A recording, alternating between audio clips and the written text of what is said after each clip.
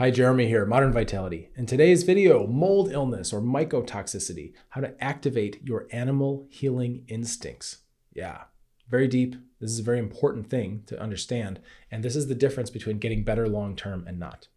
Okay, normally, and this is totally normal, when we have illness, complex problem, we got all these symptoms, brain fog, fatigue, insomnia, weird pains, triggered, right?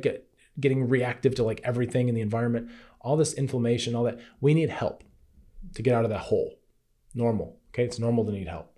Oftentimes that help comes in the form of external interventions, meaning external herbs, external supplements, external pharmaceuticals, external exercises, whatever, right, that you're taking in, okay?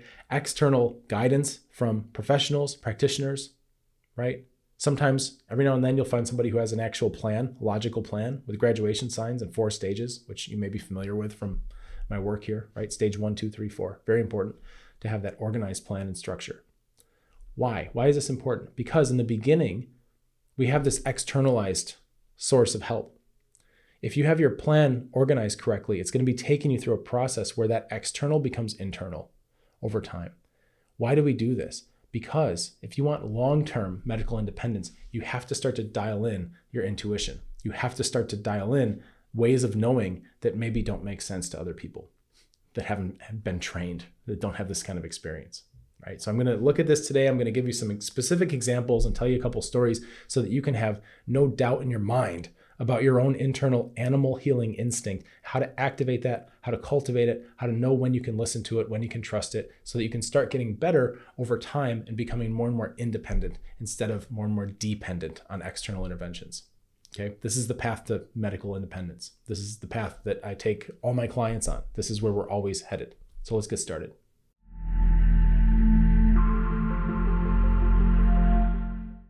Our culture is addicted to certainty. Okay, this is one thing that we have to understand. We have a certainty addiction.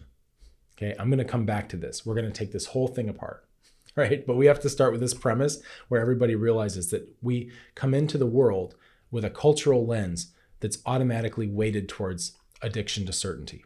All right, and there's a lot of reasons for this, and I'm going to expand on this. But you need to have that. I'm going to put that now so that your subconscious can start chewing on that while we talk about the rest of this topic, right? So last night I was sitting outside, and it was getting dark out, and it was, the sun had gone down a while ago, and it was just starting to fade. The light was just starting to fade out. It was is that sweet spot from twilight, right? And fortunately, I just put the kids to bed, so they were going down and calmed down, and I had a minute to kind of sneak out and just sit and take in. The stars were starting to come out and just take in the evening. And one of the things that happened was this deer, this little buck, right? 4 or 5 point buck, still had kind of velvet on his antlers, was just walking down the street right in front of my house, right? Taking a nice slow stroll, just moving calmly. Now, I was sitting outside and I was wearing all white and I was sitting on white patio furniture, and I think I blended in rather well. Of course, this deer could smell me from a mile away, right? And that's nothing to do with my hygiene practices, right? That's just because they're very sensitive that way. They have a olfactory. They can smell a lot of what's going on. And we're going to come back to this smell power too. We'll talk about that in a little bit. But so obviously this deer knew I existed, right? It'd be silly to think the deer didn't know I existed at all, right? However, what I will say is that I was sitting very calmly. My colors were blended into my background, and I wasn't moving at all. I was sitting totally still, and I was just thinking my thoughts, right? Just relaxing, resting. And the deer walked by, and I'm sure it was aware of me, right? And while I was thinking about the deer, I was thinking, you know what? One of the things I was considering is the animal healing instincts that we all have, right? And this was kind of fortuitous that this deer came strolling by. And I thought, I'm going to engage with this deer, right? Caveat, no deer, I didn't harm any deer, right? No animals were harmed for this video. I'm going to engage with this deer, and I'm going to see if we can have an instinctual conversation. I just want to see what happens, right? And this is something that I've picked up from martial arts training, is this kind of idea of what type of energy you're projecting. So for the deer, I realized the deer was having a very peaceful energy walking down the street, and I was having a very peaceful energy. And I was just thinking, what would happen if I suddenly turned myself into a predator? If I suddenly just projected predator energy at the deer, right? I just want to know what'll happen. So what I did was I didn't move my body at all. I didn't move a muscle. I just changed my internal state. I just went from placidly sitting there to basically thinking about getting that deer. I turned myself into a wolf internally, right? I just conjured some of that type of energy, that's just predator energy, where all of a sudden the deer is food. I'm locked on, right? And I'm going to get it, right? And I just created that energy in myself. And I'm telling you this story. This takes so much longer to explain the story. It took a blink, right, for this to actually happen. As soon as I gave myself permission to do that, it already happened. It was happening. Okay. I went, okay, I'm going to open up the floodgates on predator energy and I could feel the adrenaline up in my chest, and I could feel it projecting out at the deer, right? Poor deer, just taking a walk, minding its own business, right? But what I found really interesting was that the moment I did that and I felt my energy going at the deer, and again, I didn't move or anything like that, but the deer who was walking by, right, just minding its business, as soon as I made that shift, the deer goes like that and just looks at me, just checks. Really interesting, right? So what happened here?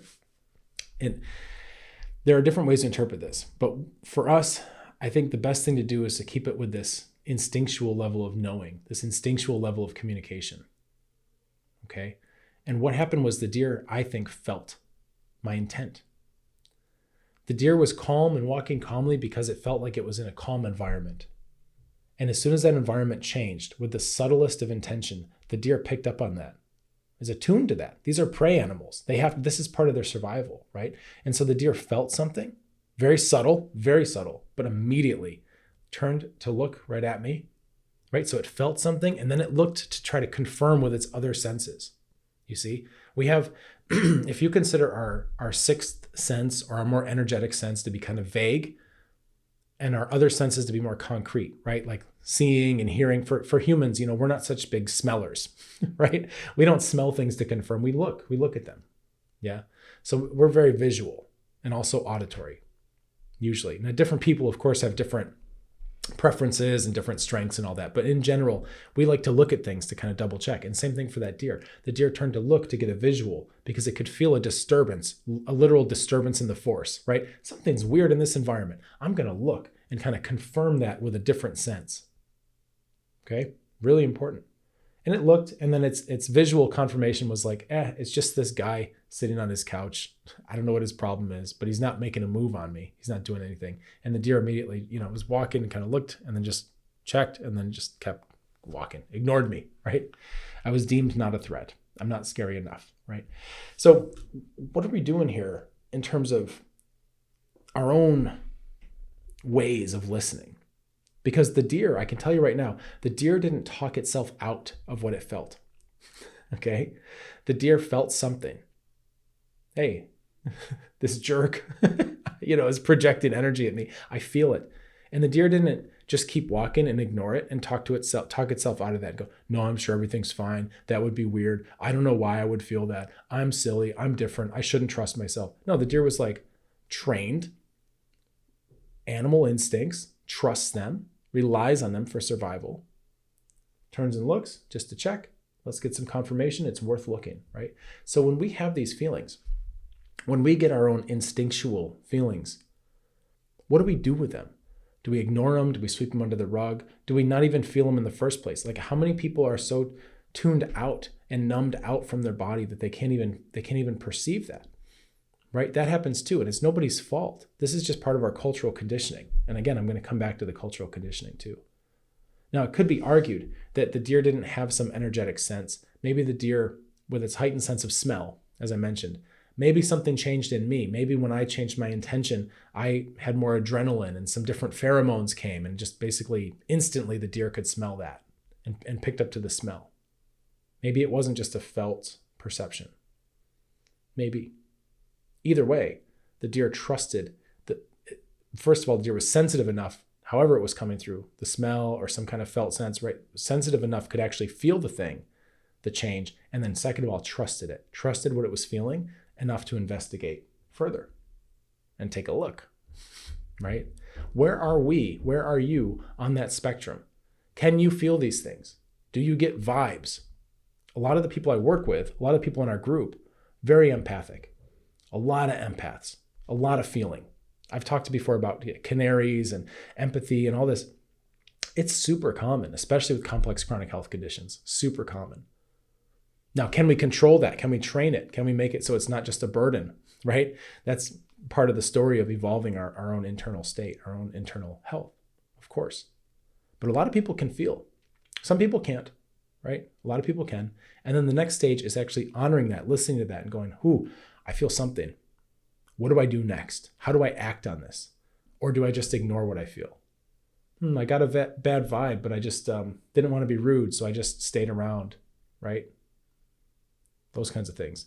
Think about social interactions. I've had people coming through, like we do our program, they're going through the stages and getting their health back, and all of a sudden now they're up to socializing again, right? I was kind of shut in, reclusive. I didn't have energy for these things. Now I'm out seeing people again. And then an interesting thing happens because then the tide turns where now they're socializing, and now that becomes kind of a trigger because it's like too much of a good thing, right? Oh, I could feel myself getting maxed out on social interaction, and I didn't want to be rude, so I just stayed at the party, stayed at the dinner, stayed wherever for even longer, and then I got totally drained, and then I was wiped out the next day and had a flare, right? These kinds of things happen. We learn the hard way sometimes about ignoring our feelings, but we get that animal instinct. I think I've had enough socializing for tonight. I'm out of here, right?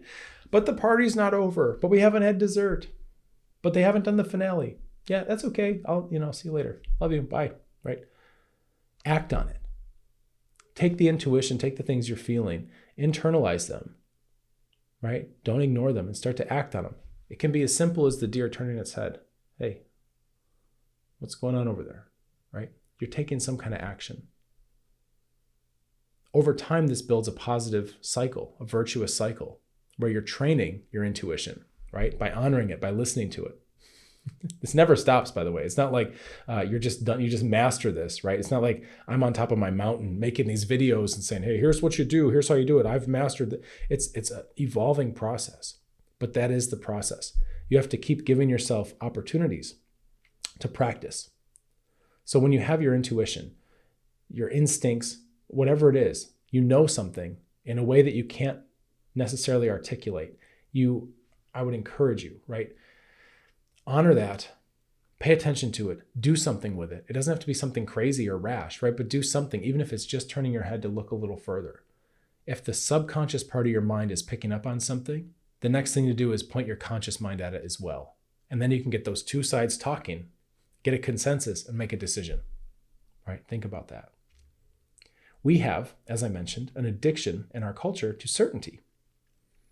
And this is a problem, right? And I think there are deep roots of this that come from human existential fears of death and fears of uncertainty. And it's in our culture, it's everywhere. We want certainty. And what I can tell you is that we have an addiction to certainty, which then leads to an addiction to quantities and measurements and numbers and the rational, logical side. And the reason why for that is because nobody can argue with a number, right? Qualities are subjective. Your mileage may vary. The example I usually give when I speak about these things is the weather. This is like the best example because for the weather, we may look at the weather forecast, which has a number, 72 degrees Fahrenheit, sunny, right? 5 mile an hour winds from the southwest or whatever it is. And we think we have, from that abstraction, we think we have a picture of the day. But really, the best way to understand the weather is to open the door and stand out there and feel it. Yeah, because I don't know about you, but when I'm getting ready to go out for the day, when I'm getting dressed, I don't care if it's 72 degrees or 74 degrees or 68 degrees. Those numbers don't make much of a difference. What matters to me is, do I need a sweater today? Right? Do I need a scarf? Am I going to be chilly? What do I wear? These are all subjective things because some people may be out in the same day. Oh, it's 68 degrees Fahrenheit, right? I'm out here in a hoodie. You're out here in a t-shirt. Who's right? Well, there's subjectivity. There could be argument, right? There's different perspectives. That creates uncertainty of who's right when that's the frame, right? This is a frame we don't need to have on reality, but we do. We want to know who's right. Well, who's right is a number. You can't argue with a number. So we lean towards the numbers. It gives us a sense of certainty. This happens in medicine too, of course, right? We see a lot of this. lab tests, cholesterol levels, blood pressure. It goes on and on and on. A lot of people I work with are about done feeling like a number.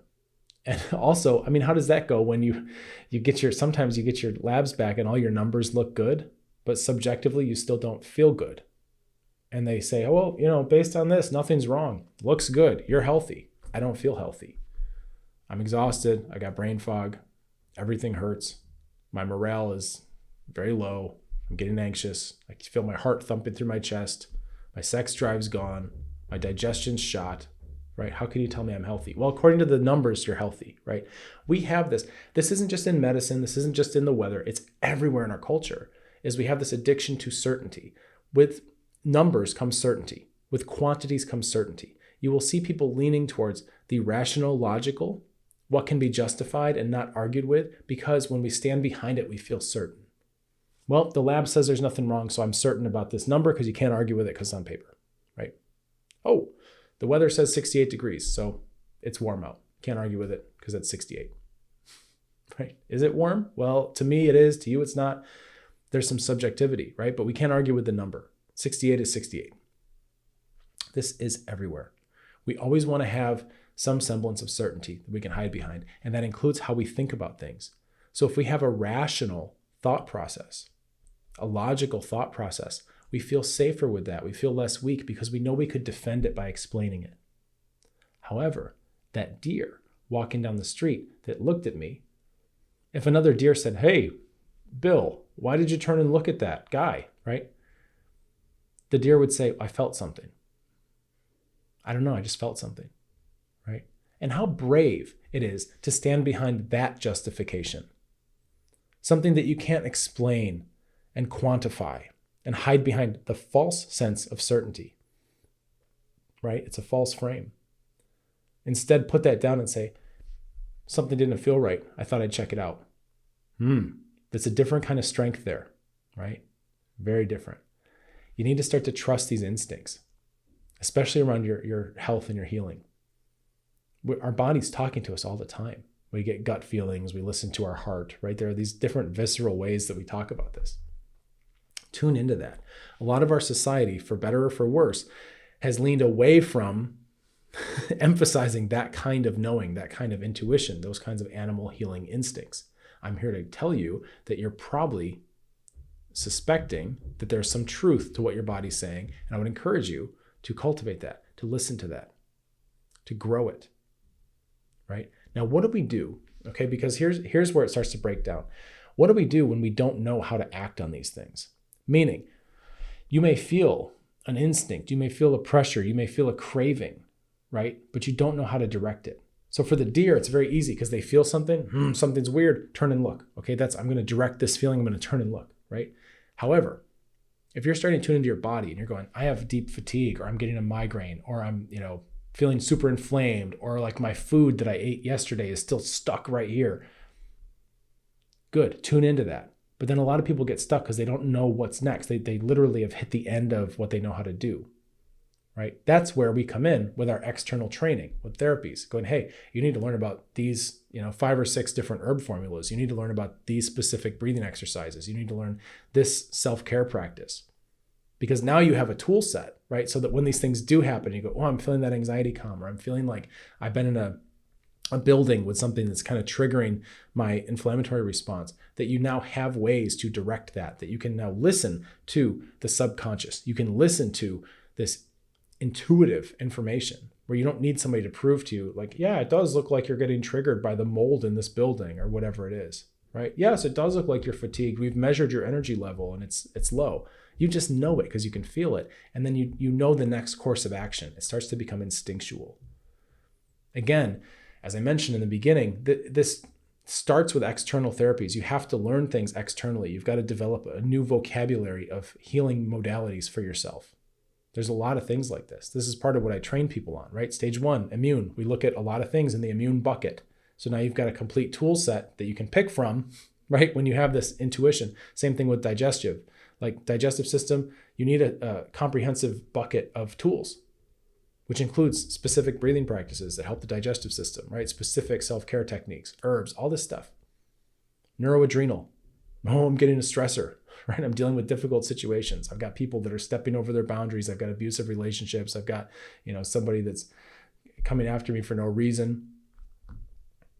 All these stressors. We have ways to mitigate that, right? You've got to learn, you got to relearn some of these instinctual things so that now you have an outlet to direct that. Same for blood circulation, right? Every one of the stages has corresponding tools that come with it. And what I find is as people learn this stuff, now they become armed. And now we have a way to dial in that transition from externally, like, what should I do? To all of a sudden, I'm feeling this. Now I just need a way to channel it. I need the equivalent of the deer turning its head. Like I need to know how to manifest something that's going to change my situation. You get that, and now you're just moving, right? Now you know what to do. Now you know what kinds of herbs to gravitate towards. You know what kinds of dietary changes to make, right? Not even permanently, just for the next couple days or for, this week or whatever, more foods to eat that emphasize a certain type of energetic change in your body, meaning to cool you down or to warm you up or whatever it is. You start to learn how to navigate through life in a more instinctual way. People get a little bit afraid of this because there's power there. Right? And it's a weird kind of power because you can't explain it. It's not always rational and logical. And you can say to somebody else, somebody close to you in your life, well, I do this because of this, and I felt this, so I changed this breathing exercise, and now I'm changing the way nitric oxide is moving in my body, right? Whatever. You can't always explain that stuff. Some of that's my job, right? To be able to re-rationalize these things and understand it from both sides. But when you start moving from a powerful place and you start responding intuitively to what your body needs, there's something there. And it can be sometimes a little bit scary too, because you think, whoa, there's a whole other world of existence here beyond my cultural conditioning of certainty. It's a different kind of certainty. It's a felt certainty. It's not something you can just explain necessarily. But just because it's felt and it's subjective to you doesn't make it any less valuable. And ultimately, as I've mentioned, this is the difference that helps people get long-term medically independent, is being able to cultivate this. I'll tell you another story. Once I was on vacation with my family and I wound up with like a bronchitis, some nasty thing. A lot of coughing, a lot of just green phlegm. I was pretty much miserable. And what I did was I took some herbs, which is great, and they were very helpful. But another thing I did was I got real weird one night. I just did the weird stuff. And this is another piece of this, is because the people I find that do the best with this kind of work and actually internalizing their healing, they're not afraid to go get weird sometimes, to do things that are uncommon, right? Because animals will do this no problem. If you ever watch, you watch a cat or a dog throw up, they're putting their whole body into like getting the hairball out or getting the throw up out. Like they'll do the weird stuff, right? They'll make the weird noises. They'll do whatever they got to do because they're not self-conscious. What if I make a weird noise, right? No, they got to puke up a hairball or something, right? So they just get it out. It's not a big deal. I did the same thing with the phlegm. I went out by myself. Actually, I went out and sat on a golf course at night by myself. And I did all this breathing, all this deep, heavy breathing. And if anybody, it was a secluded place. I tried to make it because I know that this isn't normal stuff. People wouldn't know if they walked by, they wouldn't know what they're hearing. They wouldn't know what they were seeing. And if they walked by, they probably would have called the cops, right? There's somebody that's possessed out here on the golf course, right? Because I was using my spine, and I was doing all these movements to start to open my chest and open my lungs. And I was making these crazy breathing sounds, just using my air inside to vibrate the insides of my lungs. And I was physically going in with my breath and shaking out all this phlegm and crap and garbage and just hacking it up. And I basically just gave myself like a phlegm exorcism out in the middle of a golf course in the middle of the night, right? Not my most photogenic moment, I'm not out there with a camera going, hello, everybody, watch this, and doing all this stuff. It can be private. It doesn't have to be public and go on display. But you should have these things in your toolbox, right? So that when it starts to get where your body needs something, you're not just trapped in the status quo of medicating it or whatever else. You can get your hands in there. You can get your fingernails dirty, right? With your insides of your body and just healing and gripping onto things and expectorating and expelling, getting stuff out, right? Even if you're like kind of waving your spine and doing all this weird stuff and moving your fascia around and doing sounds and vibrations and special breath work, like all these things, and just hacking up a big mess of green phlegm, but getting it out of your lungs. I'll tell you what, the next day I felt great. I get to enjoy the rest of my vacation. My family was like, oh, you're not so, you're looking better. You're not so mopey. I didn't want to do anything. I was just all like, oh, I don't feel good, So I had to do something about that. I had to crack it open. There's no plan for this. There's no protocol for this. There's no step-by-step. I didn't go out to the golf course with like, okay, step 1, I'm going to start moving my spine weird. Step 2, I'm going to make some crazy noises. Step 3, I'm going to hack up. It was nothing. It was just like, all right, this stuff needs to move. I'm going to open up. I'm going to kind of get out of the way. I'm going to encourage what needs to happen. I'm going to put some more energy into this. And it's going to be like so nasty to walk up. You wouldn't want somebody walking up on this, really, because I was just moving. It was like an exorcism. But, when you think about pathogens that shouldn't be there, it is an exorcism. You're getting these little demons out. Okay, it's nothing pretty about it necessarily. But I did the work, and I did it from an intuitive place. I didn't try to control or have a mental construct or define my frame of certainty around what needed to happen. I let it happen. Okay, this is one of many, many, many examples. And you probably are doing this stuff too to some extent. And so I would encourage you, open up your mind to that, because the more times you do this, and this is the key here. At first, your intuition doesn't always know what to do. You get these cravings, you don't know what you're craving because you've never had some of our herb formulas before, for example. This stuff's totally foreign. You haven't even ever experienced it. And then once you do, you know what that is. And you go, I know when to use this, right? So you have to be exposed to the tools. Just like if you have, if you've never had a pomegranate before, how could you ever know that you're craving a pomegranate, right? You have to have one so that you can know and have a bank in your memory and go, oh man, I really want one of those sour, little crunchy. Oh yeah, that's a pomegranate, right? If you know what it is, you can find it and you can go get it. But if you've never been exposed to it, then you're just going to be kind of pacing around going, I want something, I don't know what it is. So try to free yourself from that situation, right? So first, your intuition has to be listened to, developed and listened to, just like the deer, right? And then 2, you have to have something to aim it at that's productive and that'll give you positive feedback. So you have to start to know how to move, how to breathe, what these herbs are, right? All this kind of stuff. And then number 3 is you need to actually complete these loops where you feel something, act on it, and then get some kind of result, right? Positive feedback. Now, the more cycles you do, the more loops you do, the more you practice this, the stronger your intuition gets, the more developed your animal instincts get. Your rational mind takes a bit of a back seat and becomes a curious observer. Oh, I don't have to control this whole process. A lot of things are happening on their own. Isn't this interesting? Right? And that's such a better place to be rationally versus trying to like micromanage and like failing and all this stuff. We need to bring this back. Our culture has an addiction to certainty, right? And then we have this like intuition kind of bubbling. I think we can actually balance it back out. And we can use healing as one vector, one way to do this, one way to approach this. Because guess what? You're on a healing path, whether you like it or not. So you might as well get good at it. You might as well use it to make things better in your brain. You might as well use it as a path of also self-development. Make the most of it, right? Don't let this experience go to waste. Okay? Expand out of it. Get as much as you can out of it, including developing your own intuition, developing your own intrinsic instincts, right? Because we have to train this. A lot of people don't trust their intuition because their intuition, it doesn't lead to anything productive and they haven't had good experience with it. So they turn it off. Right? We can bring it back. We can breathe some life back into this. We just have to do it the right way. You got to know where to aim it at. You need to know, right, what stage you're in. You need to know what kinds of interventions to use. Give it a chance to be right, and then let it practice, and then let it get strong, because it will. It will. And then you become a little bit more formidable, right? Which sometimes is the scary part for people, because they go from being sick and like, I don't feel like I'm very powerful, and we kind of get used to that. And then all of a sudden you start to get this personal power back, and you're like, holy smokes. I don't even know who I am right now. This is different.